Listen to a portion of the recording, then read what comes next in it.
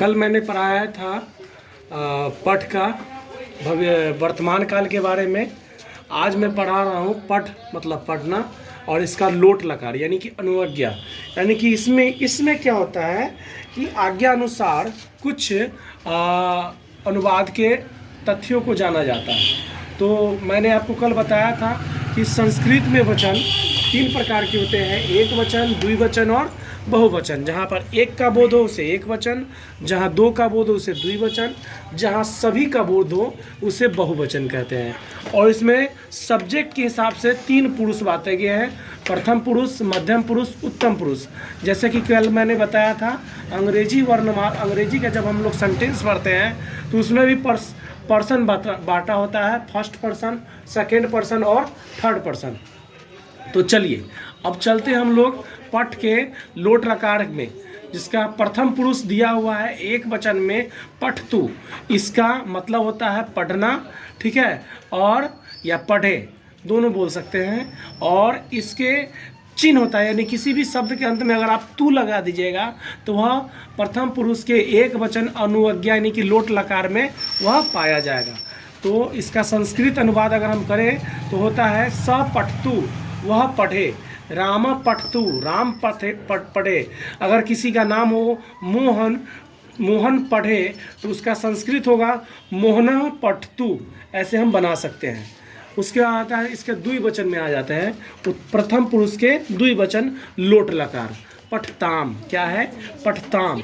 पठताम मतलब 2 पढ़े, यानी कि 2 व्यक्तियों के लिए इसमें लिखा जाता है। और इस पठताम में इसका चिन्ह है ताम, यानी कि किसी भी शब्द के अंत में अगर संस्कृत शब्द के अंत में ताम जोड़ दिया जाए तो वह प्रथम पुरुष द्विवचन लोट लकार के रूप में जाना जाएगा।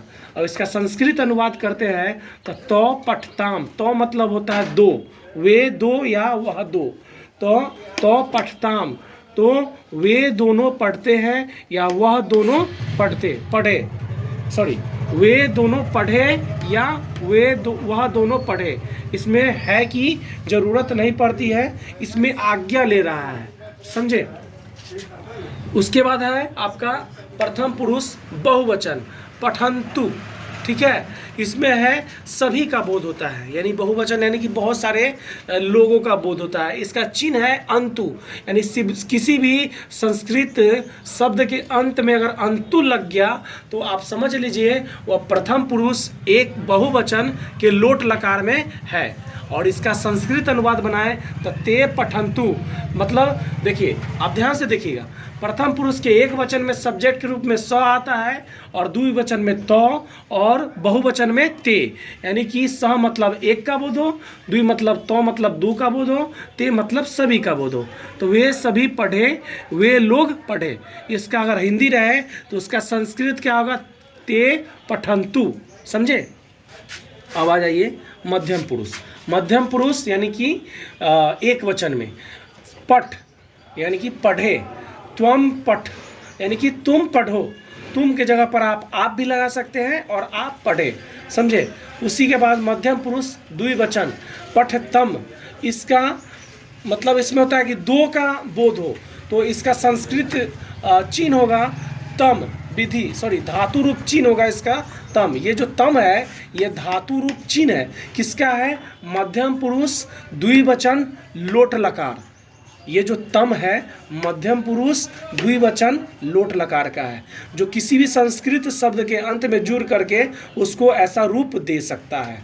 तो इसको बनाने के लिए मध्यम पुरुष द्विवचन में सब्जेक्ट के रूप में युवाम आएगा, तो इसका होगा युवाम पठतम।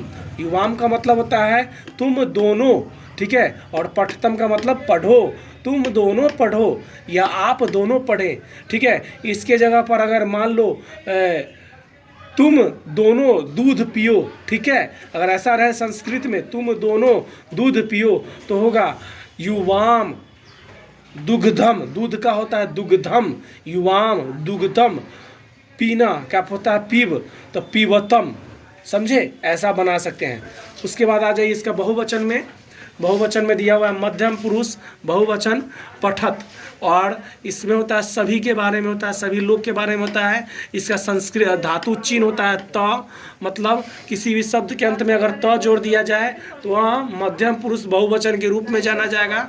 इसका संस्कृत अनुवाद करेंगे तो देखिए यहाँ सब्जेक्ट के रूप में यूयम आएगा, समझे, यहाँ युवाम आया, यहाँ यूयम आया, यूयम पठत, मतलब तुम लोग पढ़ो, आप लोग पढ़ो, आप सभी पढ़ो, या तुम सभी पढ़ो, ये सारा चीज़ इसमें हम लिख सकते हैं। अब अंत में आ जाइए उत्तम पुरुष, जैसे दिया हुआ है पठानी, पठानी का संस्कृत धातु चिन्ह हो जाएगा आनी, ठीक है, यानी कि यह इसका हिंदी स्वरूप होगा पढ़ूं, और इसको जब मैं अनुवाद के रूप में बनाऊंगा तो अहम पठानी, यानी मैं पढ़ूं। आप एक बात जान लीजिए, ये आपका है उत्तम पुरुष एक वचन, और इसका धातु चिन्ह है आनी, यानी किसी भी संस्कृत शब्द के अंत में अगर आनी को जोड़ दिया जाए तो वह उत्तम पुरुष एक वचन लोट लकार के रूप में जाना जाएगा, समझे। तो आगे चलते हैं उत्तम पुरुष द्विवचन में। तो उत्तम पुरुष द्विवचन में दिया हुआ है पठाव, ठीक है, पठाव दिया हुआ है, पठाव मतलब पढ़े, इसका धातु चिन्ह हो गया आब, और किसी भी संस्कृत शब्द के अंत में अगर आप जोड़ दिए तो वह उत्तम पुरुष द्विवचन के रूप में जाना जाएगा, समझे।